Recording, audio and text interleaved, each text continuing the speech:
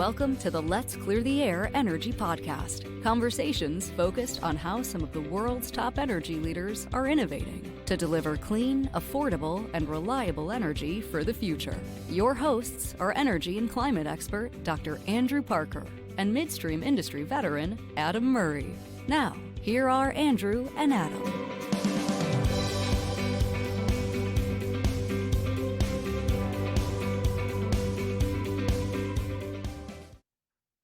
Hey everyone, welcome back to our latest episode of the Let's Clear the Air Energy Podcast. As always, I'm joined with Andrew Parker. How's it going today, Andrew? It's going great. I'm pumped for this conversation.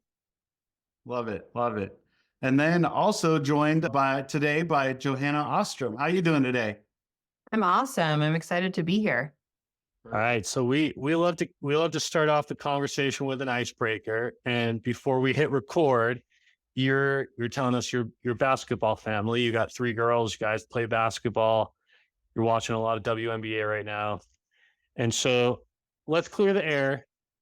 Do you prefer Caitlin Clark at Iowa, or do you think you're going to enjoy watching her more with the Indiana Fever? Yeah, I'm glad you guys threw me this softball because I've just recently become a WNBA fan. I played sports growing up, but then my daughters have really gotten into basketball. So Love it. We watched a lot of the NCAA tournament this year, probably the first time I've really gotten into the March Madness stuff. But so our company is based in Denver, Colorado. I live close to Boulder, so we went to a lot of CU Buff games.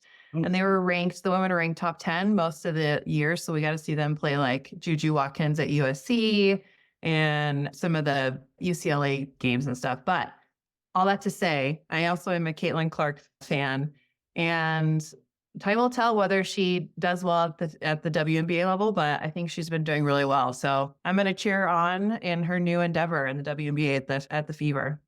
She had me. I think I watched more of the women's tournament this year, to be completely honest, than I watched of the men's tournament. Like, she's absolutely incredible. Hitting those long 3-pointers, like it's amazing.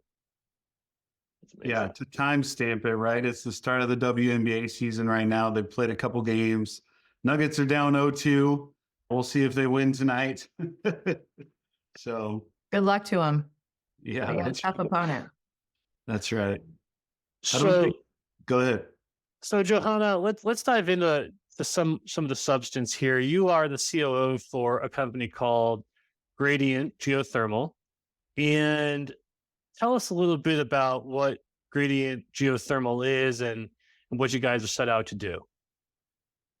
Yeah, so Gradient Geothermal has been around since October of 2023. Prior to that, the team at Transitional Energy, which started in 2020, really built this company with the idea of how do you capture thermal energy from oil and gas wells that's produced right along with the hydrocarbons, capture that, generate geothermal electricity to use on site or to net meter and sell to the grid. So it's the idea of like capturing waste streams from oil and gas and figuring out how to turn a profit and do some good with it. And so that Transitional Energy existed from 2020 up till 2023 and then merged with Gradient. I think technically it's still a DBA, still exists, but we're kind of all operating under the Gradient Geothermal hat. But it's been fun. I started before the LLC was formed. Can't call myself a founder, but was right in the door after the idea came around. And my background's in oil and gas. I was an engineer in that space for a little under 2 decades. But I'm a subsurface nerd. I have a geological engineering degree by training. And so really any sort of subsurface energy I think is awesome, and we should figure out how to utilize it. So, and repurposing things or capturing waste sources that weren't thought of as a resource before is fun. So it's been an entertaining trip in the startup geothermal space. So if you had to explain what geothermal energy is to like your grandmother, how would you explain it? Yeah, so you can break down the word. Geo is earth and thermal is energy. So it's the heat of the earth that's never-ending resource. And why that heat is there's 2 reasons. One is it's leftover heat from the formation of the planet. And then secondarily, it's radioactive decay of thorium and strontium in the core of the earth, of the mantle. So it's really, really hot. The deeper you go, the hotter it gets. It's molten at the core of the earth. So this resource has been around since the beginning of the planet, and humans have been using it for as long as we have recorded history, right? Thermal hot springs for soaking.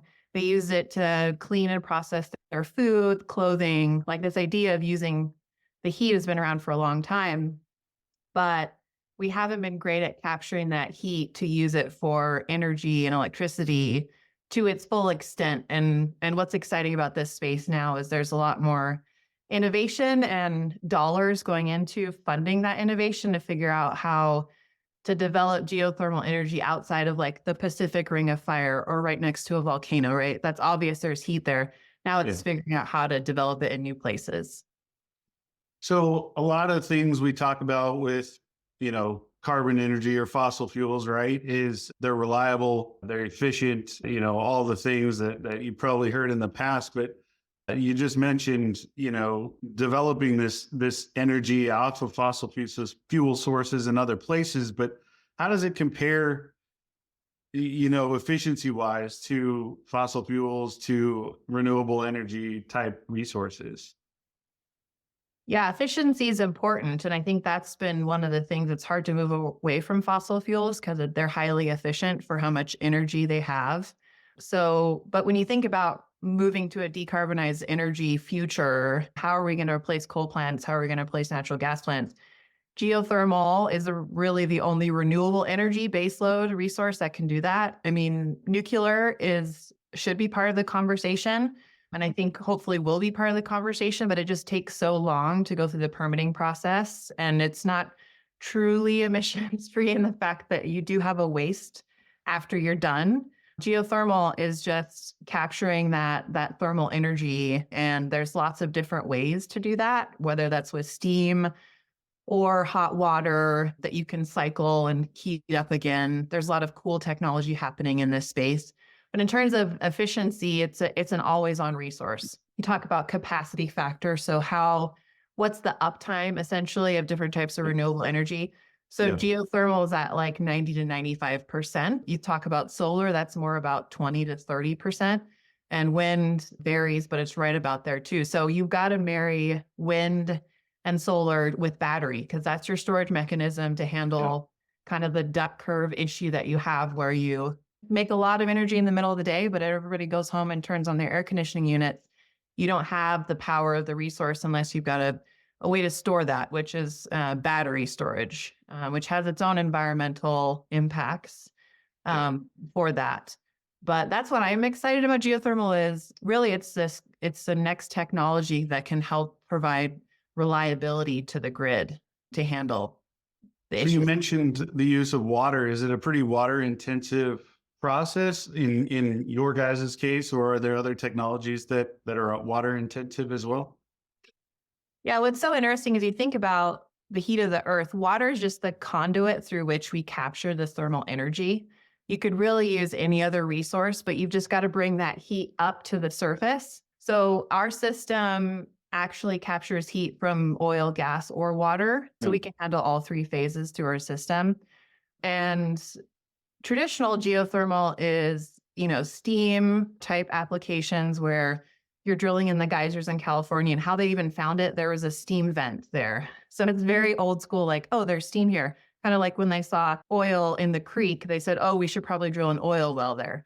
That's what happened with the geysers in California. So they just capture the steam and generate electricity, but then that water is re-injected to be heated up again. So there's very little actual loss of water other than what you get from some of the steam, evaporating into the atmosphere.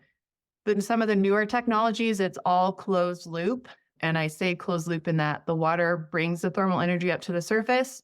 You use another type of fluid to turn into a vapor, like a refrigerant that has a lower boiling point than water. That spins a turbine, and that's what generates electricity. But that water then goes right back into the ground to be heated up again. So in terms of impact to subsurface waters, there's no loss or no gain to that system. So you said something, and I wanted to clarify, and this is going to show how little I know about geothermal energy. So I'm learning stuff as you're talking. But you talked about wind and solar has to be married to battery power, right? And then I think you made a comment about geothermal can be a base load. And for me, I don't think I've ever thought of geothermal as a potential base load energy. Um, and so, like, maybe expand on that idea that geothermal could be, a baseload energy. And like, I guess in my head, I have like for geothermal, just like an individual house with like a heat pump or something like that, right? But is it scalable to something bigger than that? Yeah, good point. Geothermal is kind of a whole ecosystem of technologies that you can use both in your home for ground source heat pumps for heating and cooling of your home. That is definitely a viable old technology that is still being implemented today to decarbonize the built environment. So that is part of geothermal. There's also a part where you use thermal energy to dry crops, to heat greenhouses, to build swimming pools like we know and love, right? But then there's also a geothermal piece where you're taking that heat and you're using it to generate electricity, to spin a turbine, essentially, as you would in like a dam or something, right? Just that spinning of that turbine generates electricity. So there is a whole ecosystem of geothermal energy. When you think about using it for homes, yeah, there's an ability to cool or heat, because if you drill down, 5 or 10 feet, it's a steady 55 degrees Fahrenheit all the time. So you can use that to cool in the summertime, or you can use that to heat in the wintertime. Highly efficient, except on those very, very hot days, or there's very, very cold days. And then it needs some electrical help to get it to work. Where I was talking about baseload, I was really referring to power generation, in the fact that, again, the earth is always on. You're always going to produce hot water to surface if you got everything, your system set up correctly. And that is a resource that's always on. And that's what I was referring to, kind of replacing those natural gas and coal-fired power plants, because you can turn pumps up and turn pumps down. If you've got the right type of reservoir, it can ramp up or ramp down depending on what you need. Okay, so maybe along those lines, then talk a little bit more about just the geology and geographic, viability of geothermal, right? Like, how can you do geothermal anywhere? Yeah, okay. Or are there locations like, around Yellowstone, there's, a lot more geothermal heat close to the surface, right? So like, how does it vary geographically in terms of viability? So heat, if you drill deeper into the earth, you're going to get a hotter resource, but you need, just like you would in oil and gas, you need a reservoir that can deliver fluid to you that you can then pump that heat up to the surface. So you want permeability, you want porosity, you want a lot of fluid deliverability. So if you're looking at where you can, in sedimentary basins, where the best place to drills are, it's going to be locations that have a high heat flow and have fractures that can produce a lot of fluid to your wellbore. And that's what you're seeing with companies like Fervo and Ormat and Circ. They're drilling those type of locations. But there's also a technology where it's entirely closed loop. So you don't need to find a reservoir. You're drilling two wells and then turning horizontally and connecting them.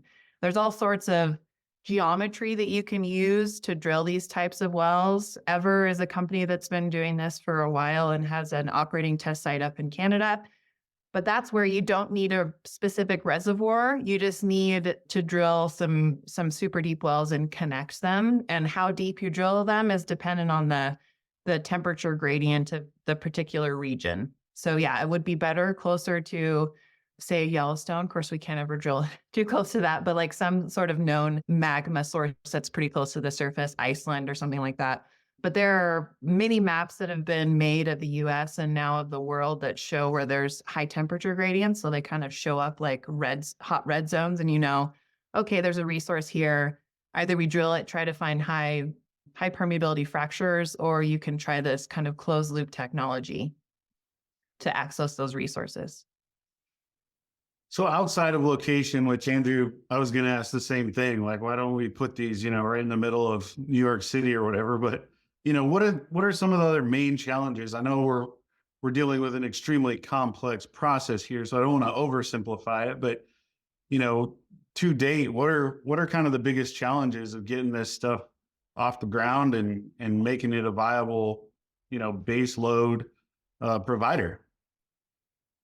Yeah, I would say economics has been the biggest hurdle to date. I heard someone say this at a conference and it really stuck with me. So a barrel of oil is $80, say. A barrel of hot water is $8. So, or sometimes 8 cents, depending on what market you're selling into. So the price of power is just a lot less than you would find for, granted it's consistent. So you just pay a 20-year PPA. So that's nice, but it's not super high returns like you might have in some oil and gas plays. So you need to be close to a market where you can get really good power pricing, and that's generally California. And you need a resource. So those are the two things you really need to make economics work. And so that's why a lot of drilling has happened in Nevada, where they sell into California. Now they're developing in Utah again, where they're transmitting it to California. It'd be great if we could drill and find good resources on the East Coast, because there's massive demand there, but it's not very hot if you look at a map, right? And the geology hasn't been drilled quite as extensively as the West has. So there's more drilling risk. But technology is advancing where costs are coming down. They are now starting to drill horizontal wells. That was not a thing in geothermal until really a couple of years ago. Yeah. And Forge was a DOE funded project that really proved like, hey, you can do this. It's not that this concept wasn't there. It was, they didn't have tools.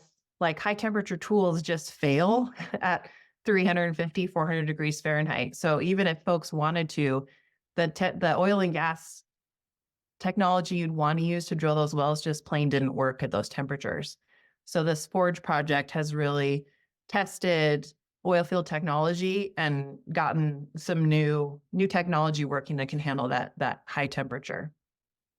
When I think about economic viability of something, right, I always wonder if there are other uses. Are there any other use cases outside of just strictly making power that you guys are looking into or are doing? Absolutely. So at Gradient, we take the approach, let's use existing wells that have already accessed this temperature and are actually producing fluid to surface right now that comes along with the hydrocarbons but are hot enough to generate power.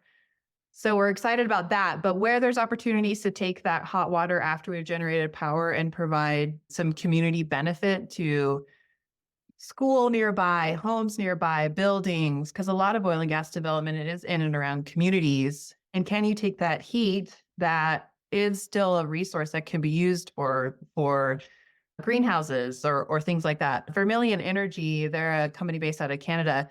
They have a development in France where they've signed 2 long-term contracts with different towns in France where they provide heating for housing development, and then another case where they're providing heat for greenhouse that grows tomatoes.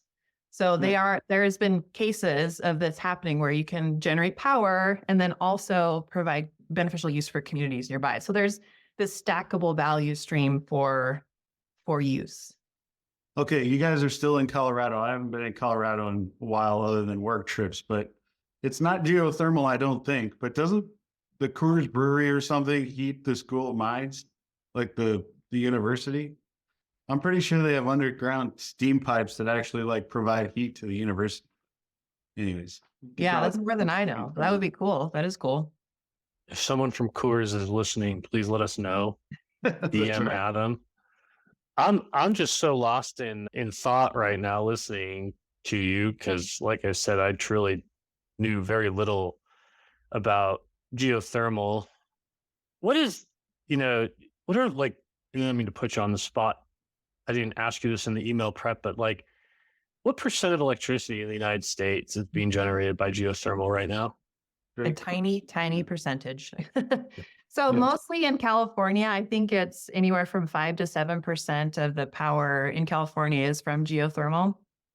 What's really cool is you'll see, issues where solar's not working because of fires and there's a bunch of ash on top of the solar panels, or they have wildfires where they have to shut stuff in. Geothermal is just chugging along 5 to 7% all the time. Isn't affected by major storms, anything like that. So it's a good case study to show kind of how consistent this power source is. But United States is the largest producer of geothermal energy in the world, but it's a small percentage of our power use, and it hasn't really changed that much. I will say a lot more power purchase agreements have been signed in the past 5 years or so than have been signed previously, and it's by some startups that are making some headway on building out more geothermal power production. And hopefully the listeners have picked up on the underlying narrative here, that is the synergistic nature of geothermal to the oil and gas industry, right? Like there's a lot of like complementary use cases that you've already talked about, right? With using wells that have already been drilled to get to the temperatures that you guys need. And I'm just curious, the well, is this something that you could adapt to like a zombie well that it is kind of out there and it's drilled and not necessarily producing, or do you need fresh wells? Like what is the ideal scenario you're looking for in that relationship with oil and gas? Yeah, zombie wells kind of give me a little shiver when you say it like that. So the idea of taking, idle wells or wells that are no longer economic to produce from the oil and gas standpoint, those can be good candidates for what we're doing at Gradient Geothermal. Sometimes though, those are no longer producing because there's issues. There's holes in casing, there's leaky flow lines. It's an environmental risk that we don't really want to step in and perpetuate, right? So you have to be very careful when you look at those type of wells. The easiest and least risk is to work with wells that are already producing and that are new, right? And we already know what the production looks like. We are confident in the bottom hole temperatures and what it's producing. But there are opportunities to use other wells. You just need to do a lot of due diligence, right? You need to use all the tools available in the tool belt from an oil and gas standpoint to understand, can the casing hold pressure? Where's the cement set at? Just to make sure those wells are safe to be used. If someone listens to this or wants to learn more, are there any good resources to research geothermal energy, or videos that you've seen or books that you've read? Any suggestions on where to go to learn more? Yeah, there's a lot of stuff coming out right now. And I was just looking for some papers earlier today. I'm going to give a talk on geothermal policy on the 20th in Houston, Geothermal Technology Summit. But there's some nonprofits doing some great work in this space. Clean Air Task Force is a large proponent of super hot rock geothermal. So that's where you drill really deep and really hot, but the resource is great, right? The deeper you get, the better the resource. Geothermal Rising is the industry trade group, and they have a lot of good resources on their website. And there's some other folks that are doing some good research. The national labs are always great. We work with the National Renewable Energy Lab quite a bit. We were a recipient of a Department of Energy grant in 2020, and they're one of our project partners, and they consistently put out really good reports about all sorts of things: economics, technical feasibility, policy recommendations. So they're a great resource to look at. Love it. Love it. Andrew, what else you got? So 5 years, 10 years out, what does the future look like for geothermal, and what does the future look like for Gradient Geothermal?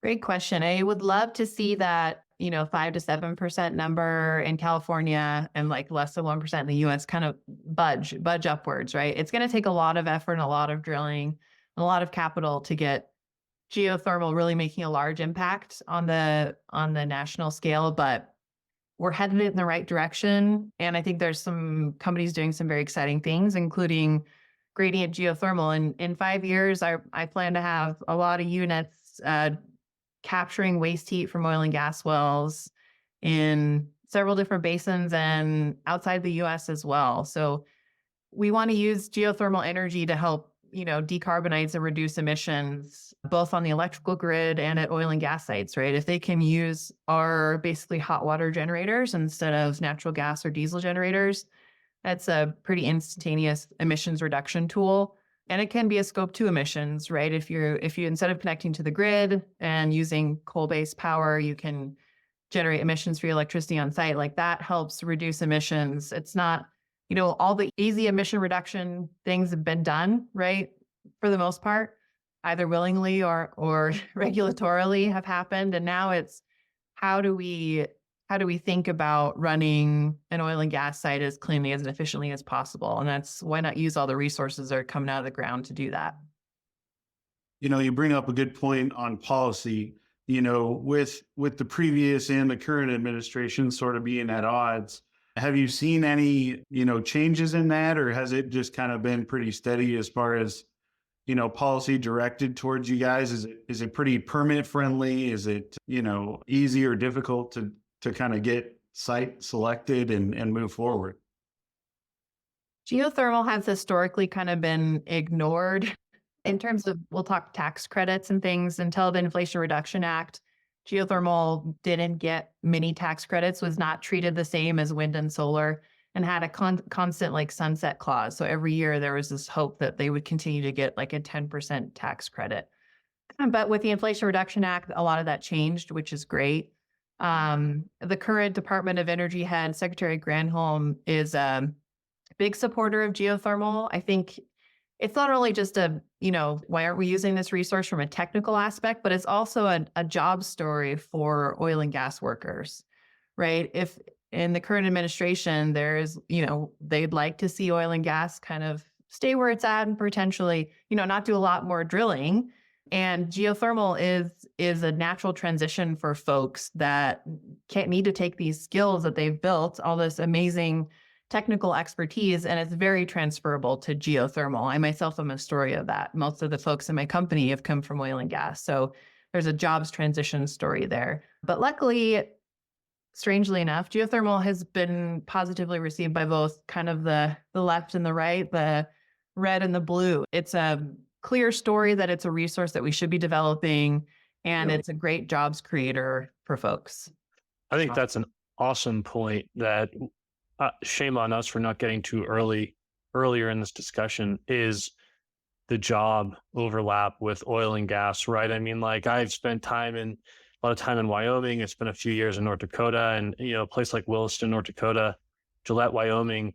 You don't have coal or you don't have oil and gas. Like, what do you have? And I think, some employees, some of the field workers in those areas see the transition as a threat, and yet here is geothermal, and you can almost translate those skills across the board. So I think that's such a wonderful point that you make. And the other point that I was going to make too, that I was just sitting here thinking about, was, again, going back to your comment about pairing solar and wind with battery storage. And one thing that doesn't get enough airtime, I think, is the supply chain, the underdeveloped supply chain, especially around the critical minerals that you need for batteries and scaling batteries and stuff like that. Correct me if I'm wrong, that's not necessarily a limitation for geothermal. Yeah, there's no need for any rare earth minerals in the geothermal process. So in terms of impact, I mean, we use steel, same you would use to build most of the things we have in our modern lives. But no, there's no big resource demand for geothermal in terms of mining, right? So yeah, if you want to think about full chain development, full chain impacts, environmental impacts of different resources, geothermal has very, very small impact. And it's also like a surface impact is very small as well. Our 75 kilowatt unit that we have actually in North Dakota right now, Andrew, that's about to turn on to a pad at the end of next week, 75 kilowatt unit, it's maybe 8 feet by 50 feet long. It's this long, skinny system. Our Gen 2 design is going to be about half that size. So if you were to do that in solar panels, it's like a 1 acre system or something. It's very, very different land impacts, which is what oil and gas has great about it too, right? A lot of energy comes out of a very small space. Yeah. Geothermal similar. Well, we only got a few minutes left, and Andrew kind of stole our last question that we typically ask. I realized it. I'm sorry. I can ask a closing one. It won't be the 3 to 5 year question, but Johanna, you and I are both board members at the Energy Leadership Institute and That's the group that puts on the NGen program. And Jess Laramie, also, who was on our last episode, also part of that group. But maybe in your parting words, share just a little bit about, your thoughts on that program and why you're part of it.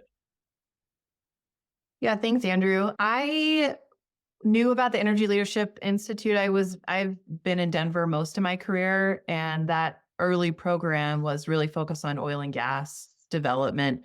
And so I knew a lot of folks that went through that program and spoke very highly of it. And so when I made that transition to geothermal and heard that this program was becoming more of a, hey, we've got an energy problem to solve and we all need to figure out how to solve it. It's not just oil and gas. It's all of us. It's all energy sources need to figure out how to do this. I was excited about the shift in that, and Ann Carter reached out to me and asked if I wanted to be a part of it. And of course, yeah, I would. I think teaching energy leaders about how to be better leaders and how to understand how the whole ecosystem impacts each other is very important. We all like to be in our own silos, whether we do it on purpose or not. And I like breaking down silos and having, cross-cultural conversations. And I've loved that this energy leadership program really fosters that. And so I've been proud to be a part of it. And Andrew, it was really nice to meet you through the last 2023 cohort. And I've been very glad to see that you joined and helped us with the next and the future cohorts of NGen. No, it's been so much fun. And yeah, just the collaborative nature, right? Bringing people from all energy backgrounds together to figure out how we're going to work on this together rather than in our respective silos has been probably one of the coolest, it's one of the coolest aspects of it. So, folks who are listening and whether I think the application is going to open here in the next few months. Keep an eye on the website, and certainly if you want to help sponsor that program, reach out to one of us. But it's an awesome program. So, Adam, we're bringing all the Eli people on this season. I guess is how it's going to be. That's all right. That's all right. A bunch of highly educated people that know what they're talking about on an energy podcast. I don't know how we could go wrong. So, seems fair. That's right. I want to thank you so much for coming on. We're about out of time here, but I certainly would love to extend the invitation for you to come back on, in the next year or so. One, to hear about how kind of the company's doing. Maybe you can budge that 7% or whatever it was, the 1% off of dead center there, and see if we can get some growth in energy and do all the things. But it's really interesting learning about an oil and gas adjacent technology that I think, more and more people should start paying attention to. You're kind of over there waving the flag, and, certainly there's cause to take a look at it. So appreciate you coming on. Yeah, I appreciate the opportunity. I'm also very excited that more geothermal curriculums being added to schools like Colorado School of Mines and Montana Tech, my alumni and my husband's alumni, alumnus.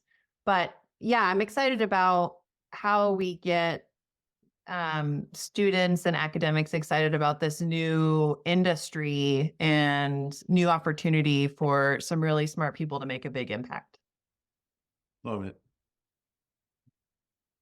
Well, thanks again. And to everyone listening, make sure to follow us wherever you get your podcasts. And also, I'm open for hat sponsorships. I keep wearing different hats on all these podcasts. If you guys watch our YouTube videos, certainly would be open to wearing different hats. So, Andrew, any closing thoughts? No, I've learned more in the last 30 minutes than I have up to this point. So actually, I'm pretty excited about geothermal, and hopefully the listeners are too. So thanks for taking the time to join us. Appreciate it, guys. It was really fun. Catch you next time, everybody.